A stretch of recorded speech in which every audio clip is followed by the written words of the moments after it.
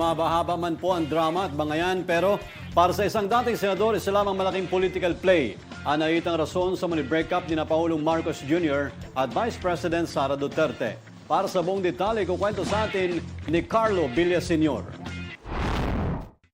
Pawang bunsod ng politika ang nakikitang rason ni dating Senator Gregorio Honasan sa lahat ng mga issue na bumabalot sa paghihiwalay ng political tandem ni Pangulong Bongbong Marcos at Vice President Sara Duterte. Sa panayam ni Honasan sa BNC, pinupunto nito na mas nakakabuti na lang umano kung iiwas dito ang iba pang ahensya at sangay ng gobyerno ay itutok ang enerhiya at oras sa mga trabaho at serbisyo sa tao. Pero hindi rin napigilan ng dating senador at ngayon tumatakbo muli para makabalik sa Senado sa 2025 midterm elections na magkomento sa pinalipad na death threats ni VP Sara labang kina Pangulong Bongbong Marcos, unang ginang Liza Araneta Marcos at House Speaker Martin Romualdez.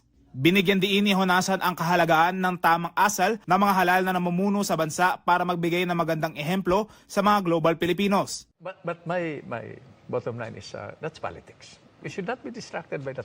Let procedures, no? Ethics, good manners and right conduct, thinking of the country first, bayanihan, no? But it's not my place to pass judgment on what the president or the vice president. But I can say this: is this the example we would like to set for our next generation of citizens and leaders? We're developing them, no? By the way, they're not only local leaders, national leaders, global leaders. With 14 million Filipinos scattered in 200 countries all over the world. We have overqualified teachers and nurses raising the children of world leaders. 50% of seafarers are Filipinos. If Filipinos stop working, the global economy will slow down. That's our potential. Do we want to be distracted by the threats?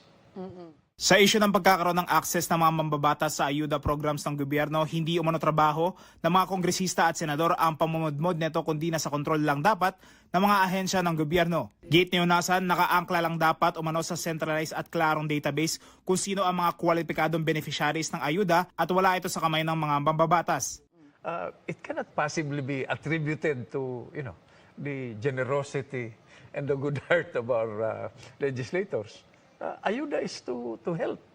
So it should be government agencies. It should also be based on data. Di ba? You go for the poorest, the farthest, and the smallest. It's like a railroad.